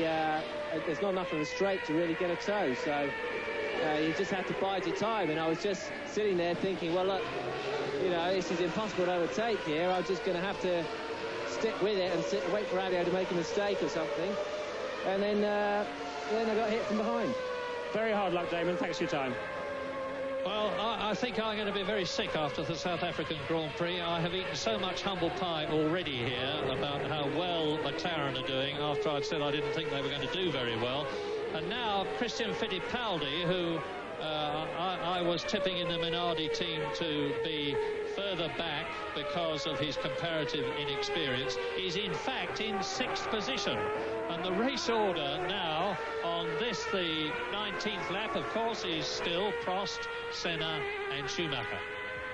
And 7 seconds behind Christopher Fittipaldi. In 7th place is Johnny Herbert, who's been quietly picking up places. Johnny Herbert goes out. Once again, the unfortunate Englishman has to retire. And once again, and this has happened so many times in 1992, he will be greeted in the pit lane. He was in 7th place. He'll be greeted in the pit lane by Jonathan Palmer for an interview. And we'll have to learn how to keep Jonathan and Johnny Herbert away. But now, on lap 40 in this 72-lap South African Grand Prix, Alain Prost is leading Ayrton Senna by 18 seconds. Senna is just a car's length or so ahead of Schumacher. Up into 4th place has come Riccardo Patrese. So the Benettons are 3rd and 4th, and Patrese, who says he still doesn't really know the car after being with Williams for so long, is up into that 4th place. Marc Blundell in the Ligier Renault is 5th. Fittipaldi is in 6th position. Johnny Herbert. Schumacher out. That's Michael Schumacher out of the race. Well, he spun. It looks as if he stalled the engine. The up steering wheel off, so end of the day's work for Michael Schumacher. Yes, because if you're pushed... Hello, here, this is what happened. Schumacher trying to take Ayrton Senna. Now, let's see if the Brazilian moved across. Indeed, he did. There's going to be a big argument about this. This, if you look at it, is reminiscent of the Senna and Prost coming together at the opening of the Japanese Grand Prix. And did they touch? Here's a replay. Yes, they did. Well, it is... I always hate to apportion blame because only the people in the cockpit knew what happened. But from your point of view, James, would you say that there was any blame to either driver? Well, I think Schumacher could be justified in feeling that he'd got enough inside Senna, maybe to have made Senna make room. But the problem is, you know who you're dealing with, and it was pretty predictable that Ayrton Senna would stick to his line and just come into the corner. Schumacher was trying to retract his move as it happened, and he just got his front wheel biffed by Senna's rear. Senna would claim, therefore, that he was the one who was ahead, and they'll argue it for a long time. But the fact of the matter is, it was a racing accident, and it's really the nature of the circuit, because quite honestly, if you're going to get past anybody here in that situation, it is inevitably a risk. Schumacher took the risk, and it didn't pay off this time. Which means to say, of course, that his teammate Riccardo Patrese moves up into third position in his first race for the Benetton Ford team, as Ayrton Senna closes up on his ex-teammate Gerhard Berger, who is in sixth position in the Ferrari, and he's about to be lapped by the second place man Ayrton Senna.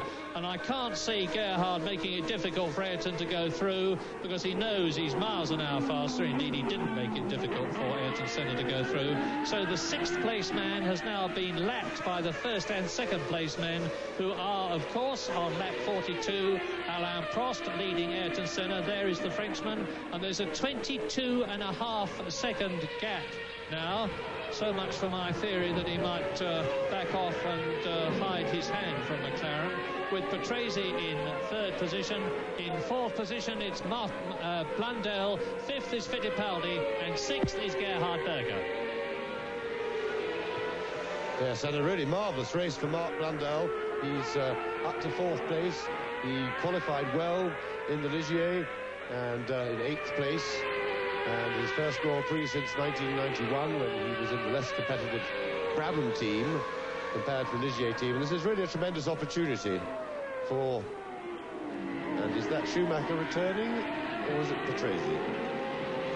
Patrese in for tyres.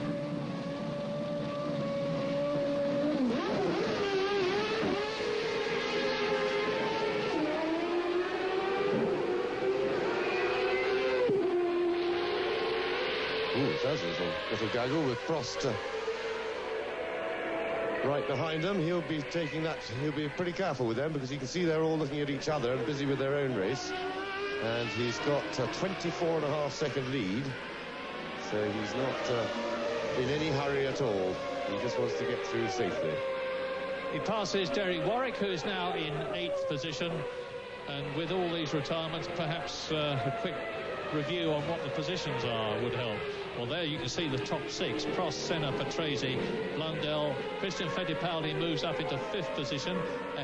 He's ahead of Gerhard Berger's Ferrari. And in sixth position it is Martin Brundle. Seventh is Alboreto. Eighth is Derek Warwick. JJ Leto has got going again in the Sauber and is in ninth position. Prost, well, he's threading his way through the traffic now. He's got a nice rhythm, 1 minute 22.880, and he's lapping very consistently, lap after lap in that time. And what a wonderfully triumphant return to Grand Prix racing after having been out since the Australian Grand Prix in 1991, when he was fired by Ferrari for criticising the Ferrari top management. Derek Warwick loses it, and almost loses it.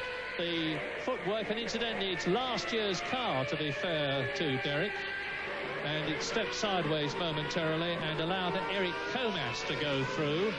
Eric Comas in the Larousse Lamborghini is in 11th position. And sure enough, we have Palmer and Herbert together again. Jonathan? Johnny, I can't quite believe this, and I'm sure you can't either. Yet another very strong showing, up to 7th for the Lotus, and it stopped. What happened? It cut out, basically. I'm not sure. As I accelerated out, it just cut out. It would keep going at very, very low rev. Every time you actually put on the throttle, it just wouldn't want to go, then eventually it died anyway. But it's nice to see you in 93. Thank you very much. And how was the car going anyway? Not terribly well. We've had a few problems for some reason since we've left England. We've lost some of the grip that we had when we was back home.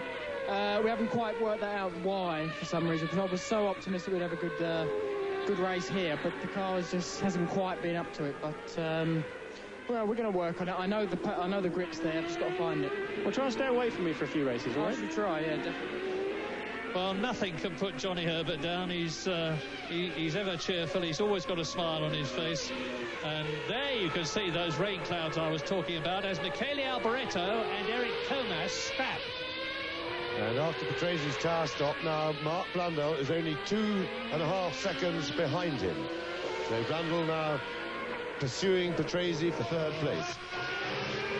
And the race order is Prost 23 seconds ahead of Senna. Patrese third, Blundell is in fourth position, Fittipaldi is fifth, Berger is sixth, and both Fittipaldi and Berger have been lapped. Seventh is Martin Brundle in the second Ligier. In seventh position is Michele Alboreto. In ninth position is Derek Warwick. 10th is Leto, 11th is Comas. So although you just saw Eric Comas, and there he is in the Larousse Lamborghini, number 20, past Michele Alboreto, he is actually behind him as far as race distance is concerned, because Alboreto in the Lola is in 8th place. And there you see the battle between Mark Blundell in the Ligier Renault, with behind him JJ Leto back in the race. And Blundell is chasing the Benetton Ford of Riccardo Patrese in 4th place. Oh, it's Michael Schumacher. He's Oh, it's Patrese and Schumacher is with... No, I've lost him, I think. Michael? No, too late. Sorry, I was getting confused. I had a message, and Schumacher was with Jonathan Palmer and has now left him.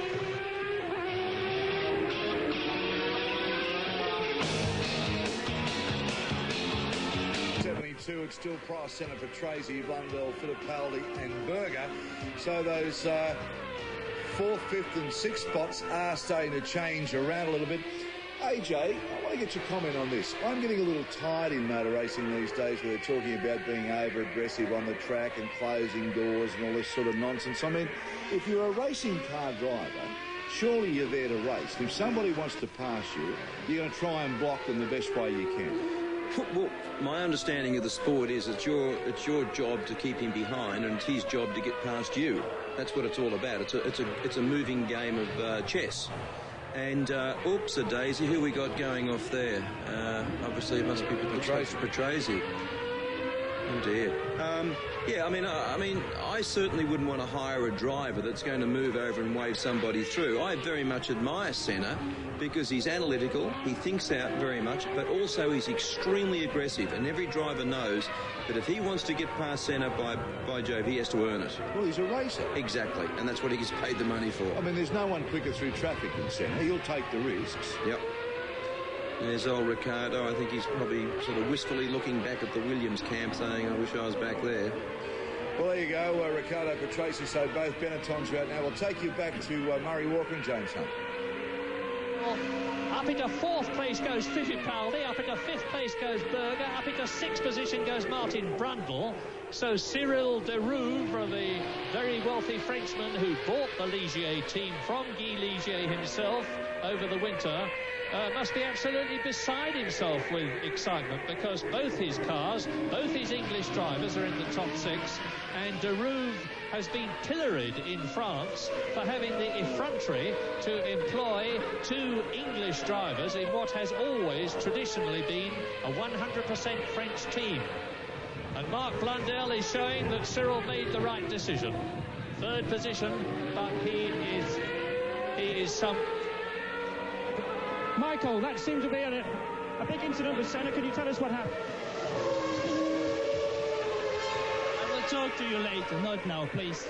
Okay. Thank you very much and goodbye, says Michael Schumacher, while Jonathan is desperately on everybody's behalf trying to talk to him.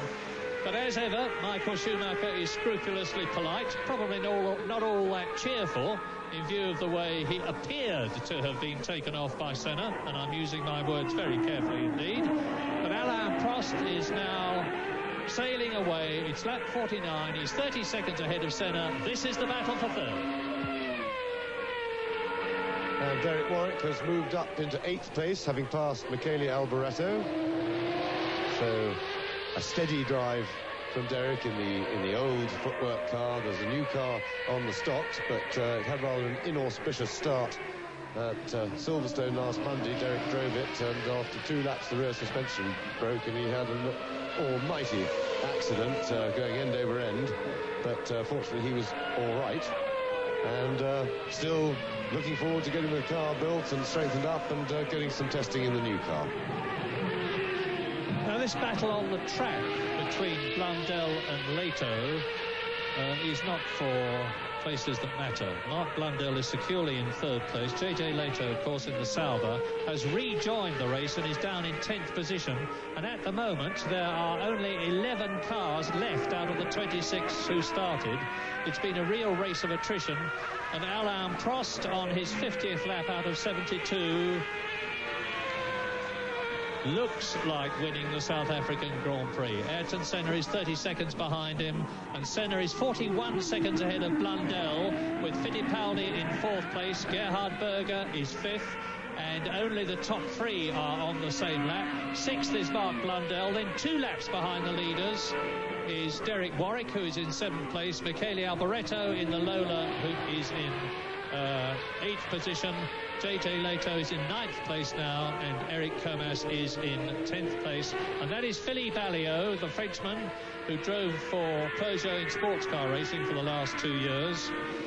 It's not a deaf aid it's got in his ear. It is the earpiece from the pits to car radio system, which is still legal for 1993, but will not be legal in 1994, because there are enormous changes being made.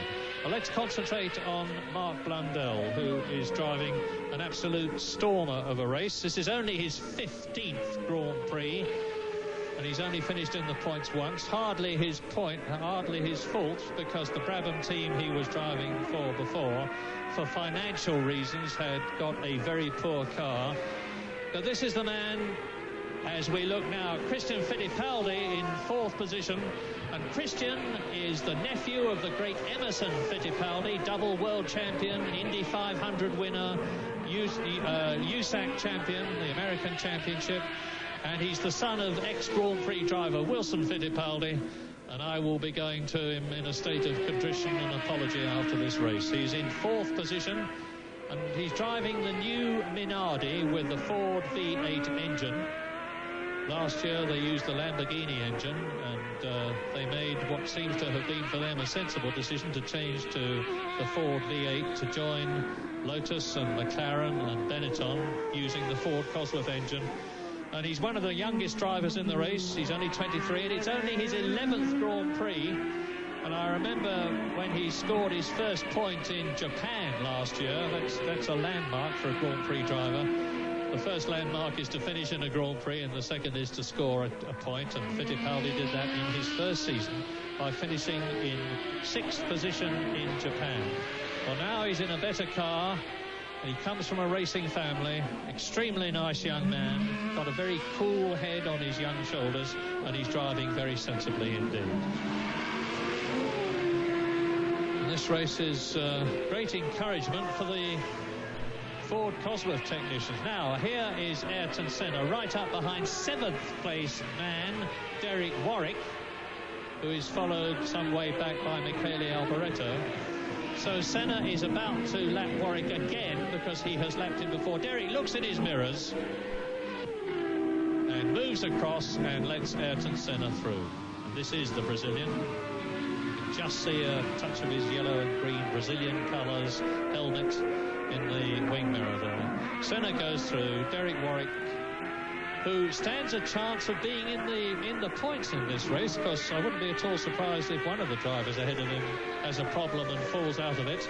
And if you'd said to Derek before this race began, I forecast that you will score in the South African Grand Prix in terms of points, he would quite vigorously have contested that statement, because he's in the old FA13 footwork Mugen car, And there is Leto going through the picture, followed by Mark Blundell, who is about to be lapped by Alain Prost, who is on his 53rd lap. So watch the 3 times world champion, Alain Prost, number 2.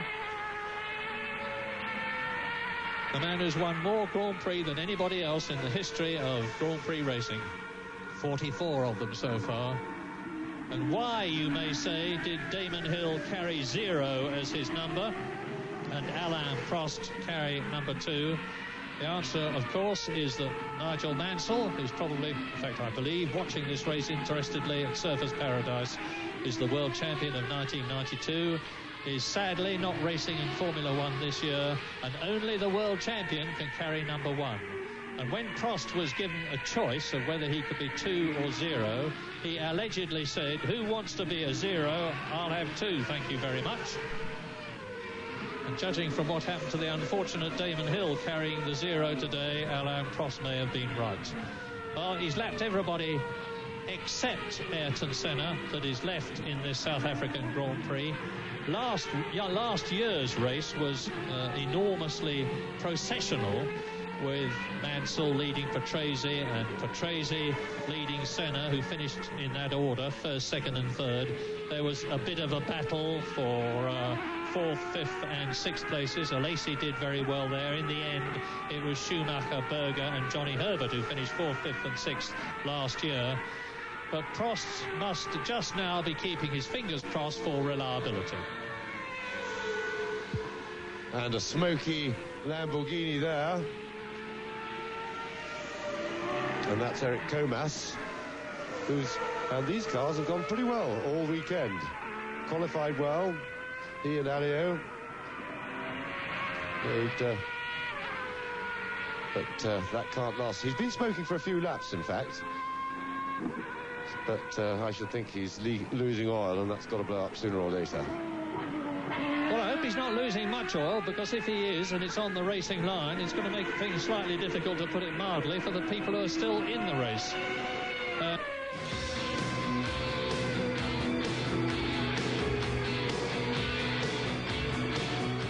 Thursday on Sex. Yes!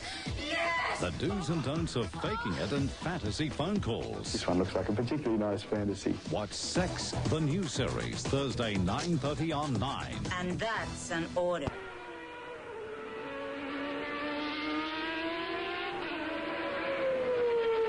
Because we need to have a few finishers in this race. At the present moment, with Comas still running, there are 10 people.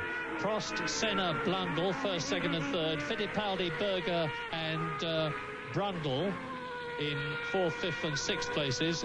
Those are the point scorers. Derek Warwick is 7th in the footwork.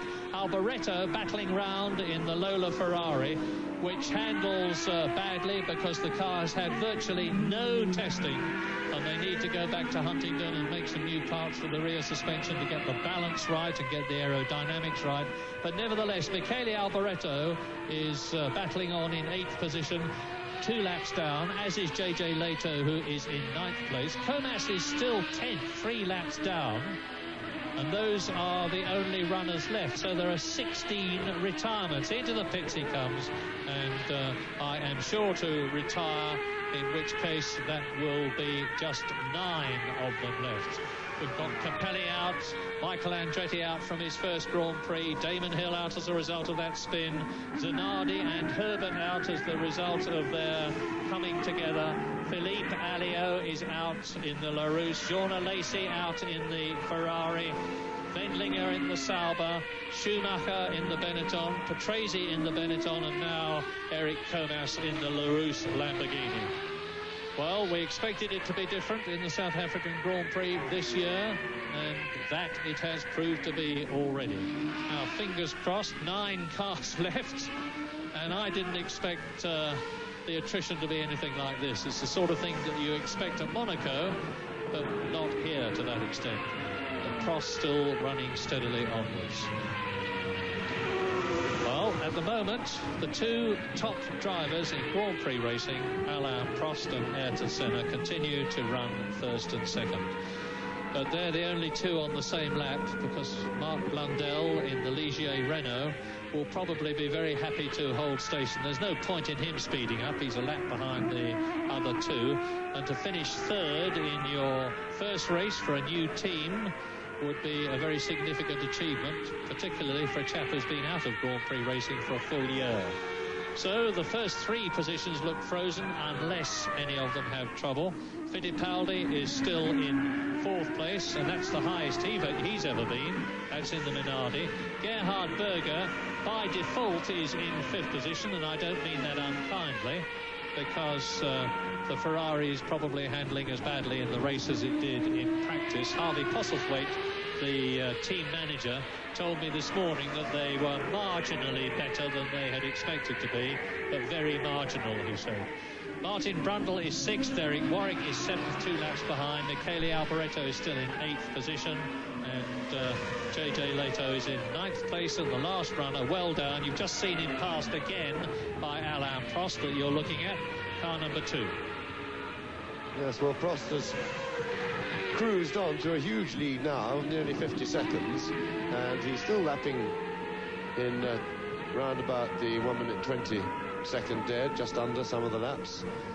In the late 119s, he's got a fastest lap of the race of 119.4, and I think he's keeping going at a comfortable speed. He's certainly not pushing, and the Williams is looking a lot more superior today in the race than it did in qualifying yesterday.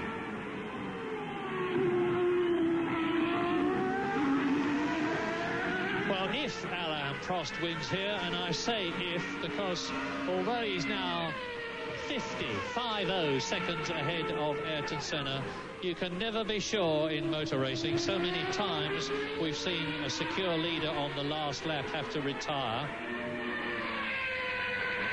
But if Alain Prost wins this South African Grand Prix, it would be for the first time, because he won in 1986. You can see all those clouds over there. I wouldn't be at all surprised if there's some rain, and Prost also won in 1988. Yes, you can see those clouds were raining too in the distance. There's rain coming, so the storm clouds are around. Well, in which case, if rain lands on the track, the 75% distance rule would apply. If the race is stopped when it has run more than 75% of the planned distance, which is 72 laps, the results would be declared at that point. And the 75% point was lap 54, and Prost is on lap 59, as is Ayrton Senna here. So if we have rain, and I sincerely hope that we do not, the race would, I'm pretty sure, just be stopped, not restarted, and the results declared as of the time that the race was stopped. Senna, have a good look at the car when it passes. You'll see it's got some angled panels underneath the driver's head. Yeah, you just see them there. It's some sort of an aerodynamic tweak that McLaren have produced. They presumably kept it on the car because they've decided that it works. As into the pits comes Michele Alboreto. Oh my goodness, not another retirement, please. But from the way he's coming in, it looks as though he's coming in to stay, because if you're coming in with the intention of rejoining, you do not cruise in a leisurely fashion like that. They're going to change the tyres, I think, as the usual precaution. They do that anyway. No, they're not even going to bother to do that. So Michele Alboreto retires from the race, but in the meantime, he's got in a good few laps of development of the car, which will help all the technicians at Huntingdon to know exactly what they've got to do to make the car quicker. Their problem is, will they be able to do it by Brazil, which is the second Grand Prix in 2 weeks' time, let alone, well, maybe they might be able to do it for the European Grand Prix, which is at Donington on April the 11th, the first Grand Prix at Donington since 1938, and that will be something to see. But Lola have got a problem. Ayrton Senna would appear not to have, And now it's Prost, Senna, Blundell, the first three. Fourth is Fittipaldi. Fifth is Berger. Sixth is Brundle, Martin Brundle from King's Lynn. And so it would seem, oh my goodness, as I say that, out goes Martin Brundle in the Ligier. He's being pushed, so this race may well be finishing because there's no one left on the track. Mark Blundell passes his teammates, and Martin Brundle, who does seem to have all the bad luck in the teams that he drives for, because he had a run of bad luck in the Grand Prix of 1992 when he was driving for the Benetton team. And what's this?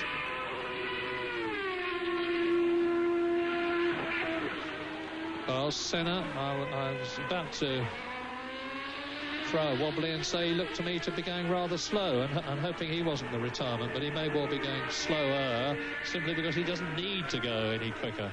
Alain Prost is on his 61st lap now.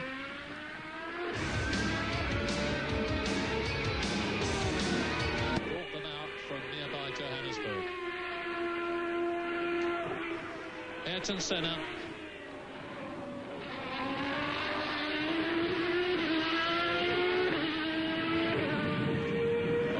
Brazilian is 54 seconds behind Alain Prost now, and has very clearly decided that he's going to settle for 6 points for second place. And everybody in the McLaren team will be praying for reliability. That was their big problem in conceptual terms before the race began. The car is so new and so comparatively little tested, and it has such complicated systems that there were natural concerns about whether it would finish its first race. Michael Andretti didn't, but that was no fault of his. And Ayrton Senna cruises on into his 62nd lap, so there's another 10 to go. And Alain Prost goes on his victorious way.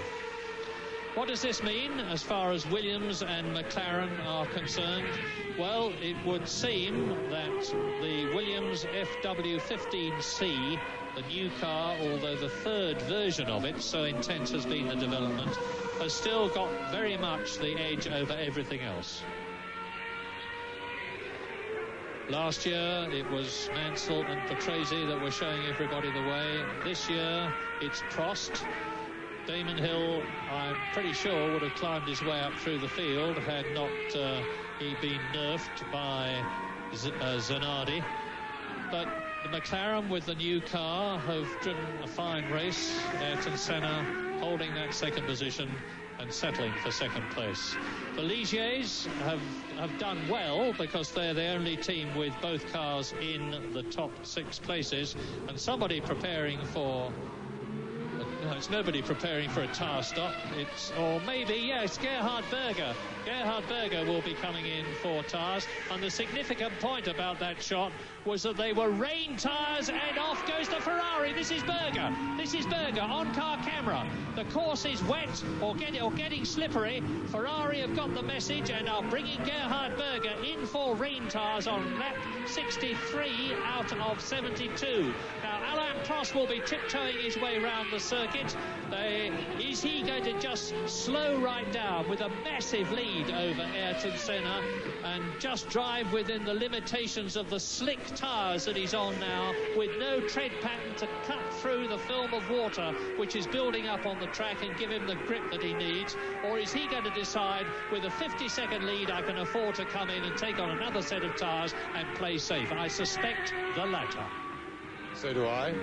But it's only raining on one little bit of the circuit at the moment, I think, because if at all, and it's not, there's no rain here looking out of our window, and it may be that we just caught the edge of a shower. And looking around, I can't see the rain in the background there, and that's some distance away.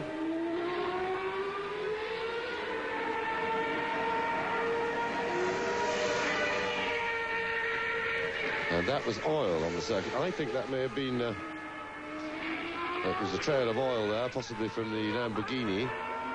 The Larus Lamborghini when it went in. And well, the circuit looks okay to me. Well, there are 8 laps to go, and the man that you're looking at, Alain Prost, has got this 56-second lead now over Ayrton Senna, and can afford, frankly, either to come in for rain tires if he needs to, or to slow right down. He should know where the patch of oil is if he's hit it in the past, and that's Eric Comas's legacy to the South African Grand Prix, it would seem.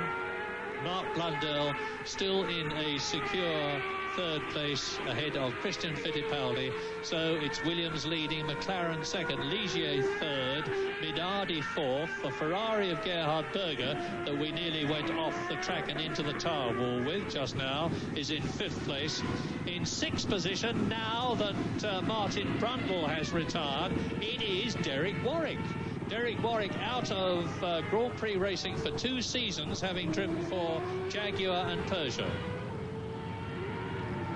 Well, as I said earlier on, if you'd forecast to Derek Warwick that he was going to finish in the points in last year's footwork, which was an overweight car, I think he would have been very surprised, to put it mildly. Incidentally, the new car, the new footwork car, has got a much lighter Mugen V10 engine. It's got all the tricky systems, active suspension, semi-automatic gearbox, traction control.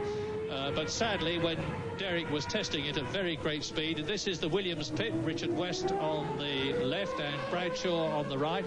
Frank Williams sitting in his wheelchair just out of sight behind the Goodyear technician.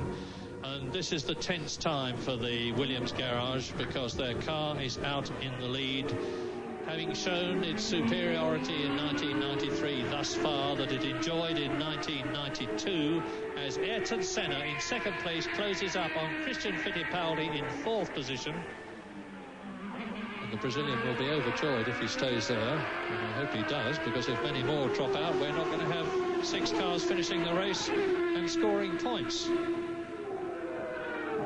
And now on lap 66, Prost, of course, Senna in 2nd position, Blundell 3rd, Fittipaldi 4th, Berger 5th, Warwick in 6th position, JJ Leto 7th, and that's it. 7 cars left.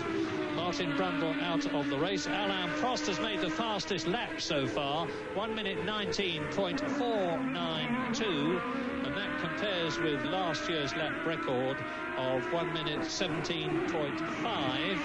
So it's 1.9 seconds slower. But Prost has not been pressed at all since he took the lead from Ayrton Senna, and he's on those narrower tyres. He has less downforce. He's probably pacing himself very carefully indeed now, with the course being slippery in parts, and Ayrton Senna has now lapped Christian Fittipaldi, who is in 4th place in the Minardi, and I am delighted for Minardi.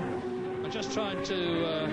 the last point they scored, of course, was the Japanese Grand Prix, which was Christian Fittipaldi's position for them. But this little Italian team is one of the typically sporting, smaller teams that is always struggling for enough funds to keep the team going.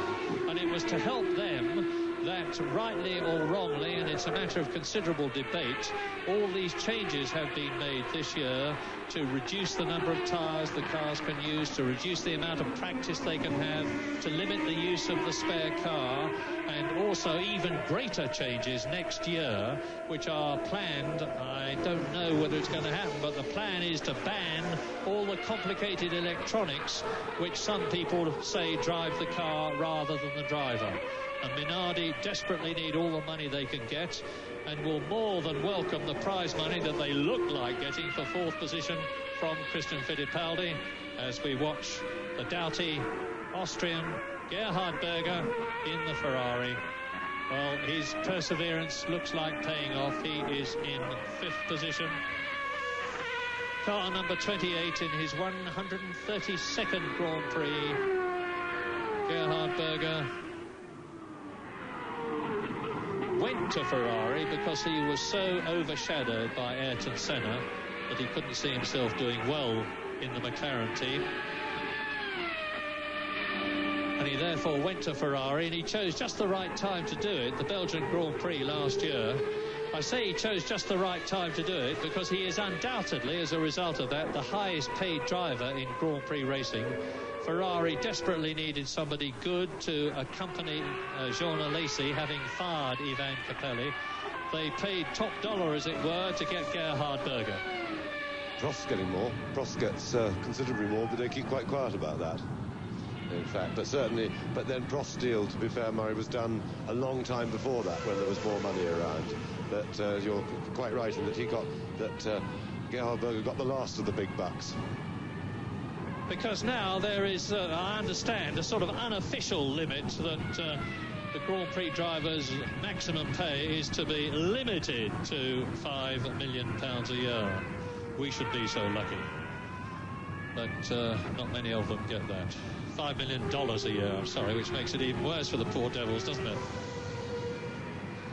Alain Prost, then, he is the top man in terms of money. He's the top man in terms of the race at the moment, and he's only got laps 69, 70, 71 and 72 to do here at Kyalami. So 4 more 2.65 mile laps after what will be, if he finishes where he is, and I'm always very careful about not saying anybody's going to win the race, because you never know until they see the checkered flag, but it would be a quite incredible return to Grand Prix racing after having been out for the whole of 1992. He kept himself very fit indeed, primarily. Oh, hello, there's a great flash of lightning overhead as I say that. Prost has kept himself very fit indeed, primarily by cycling anywhere, everywhere, up the mountains and down again. But fitness is one thing, race experience is quite another. And when he came back to testing, he found that the first thing that always tends to go when you stop racing a car, your neck muscles had gone in his case, and he had to work very hard to build them up again. I bet he's glad he's persevered. He's on lap 70 now. Patrick Head is going to be delighted. That is the technical director of the Williams team, who shares responsibility with Frank Williams himself for running what is one of the most successful Grand Prix teams of all time, and who won the Constructors' World Championship by an enormous margin last year. They were 65 points ahead of McLaren, who finished in second place, thanks to those 10 victories. Well, I don't know if you can see the lightning, but it's really flashing in front of the box here. It's getting blacker and blacker, but Alain Prost now still on his 70th lap, which he's very soon to finish, with then only...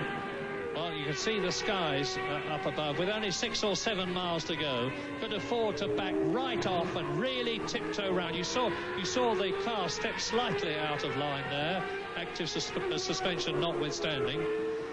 And that's another of the things that Alain Prost has had to learn to master, because he didn't have active suspension in Ferrari when he drove for them in 1991, and which Gerhard Berger, going through the picture, does there. And Prost is now on his 71st lap. And it is, we've just had a message from Jonathan Palmer in the pits that it is beginning to rain. And in the immortal words of Jackie Stewart, I can see a few wee spots of rain myself on the track. And that's the helicopter picture, and you can see that it is looking very, very unpleasant indeed in weather terms around Kyalami, between us and the city of gold, Johannesburg.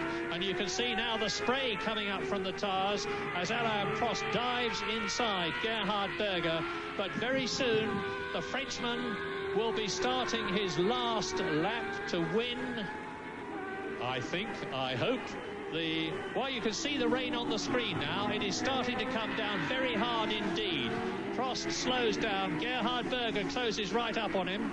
And behind Gerhard Berger is Derek Warwick.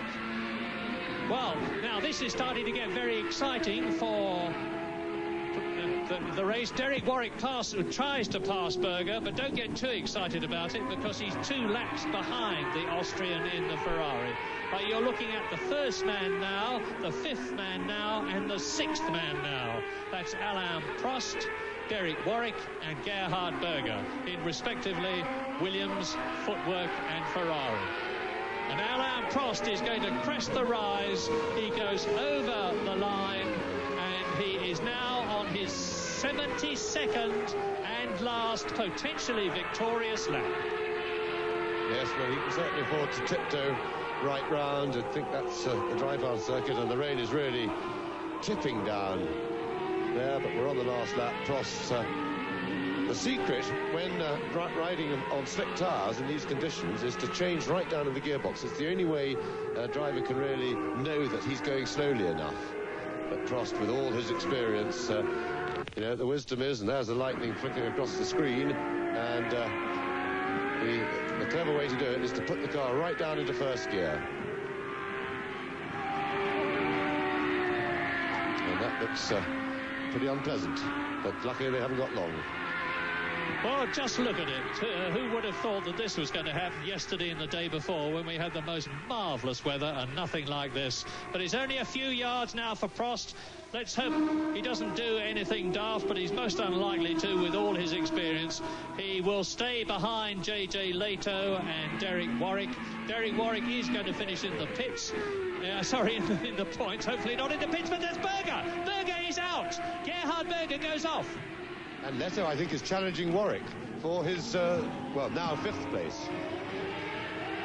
Oh, my goodness. Prost looks like winning second. Senna looks like finishing second. They're both a lap ahead of Mark Blundell, who is in 3rd place. And Warwick is still staying ahead of Leto as Prost tiptoes out of the last corner of the South African Grand Prix and wins it. And I think Leto just pipped, in a real photo finish, pipped Warwick on the line for 5th place. But it was difficult to see from the angle we were looking at. Yeah, I'm just trying to work out in my mind how it will go in terms of laps, because Alain Prost had not actually finished the race when Leto and Warwick went across the line. But anyway, here is Ayrton Senna, and there is a very happy Williams garage with Frank Williams himself, knowing that one of his cars has won the South African Grand Prix. A real nail-biter for the first 30 or so laps until Alain Prost got past. Ayrton Senna is coasting home now. He still hasn't finished, actually. Mark Blundell has, because he's a lap adrift, and is in 3rd position. Yes, and in fact, Warwick, you're quite right, Murray. Whoops, and there goes Derek Warwick, because, of course, he is still racing, and he was, or was still racing. And, of course, did he cross the line just now? We'll register him and just lose one more lap, but that certainly hands the place to J.J. Leto.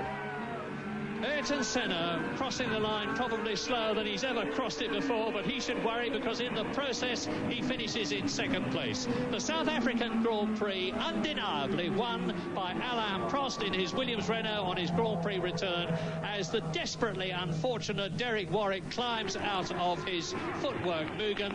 In 2nd position is Ayrton Senna, and in 3rd place, as a very despondent, broken-hearted, I suspect, Derek Warwick walks away from the scene of his crash. Mark Blundell finishes 3rd for Ligier. Ayrton Senna collects, as he so very often does, a Brazilian flag. Christian Fittipaldi has finished in 4th position. Sauber has finished in the points at his very first Grand Prix in the hands of J.J. Leto. Here is a replay of Derek Warwick losing his car, and a sure 5th position, well, not a sure position, a very likely 5th position, and if it hadn't been 5th, it certainly would have been 6th, as he goes across the wet track on his slick, no-grip tyres, sails across the gravel, over the grass, into the tyre wall. J.J. Leto finishes in 6th position in the Sauber, and Berger out, and Derek Warwick out.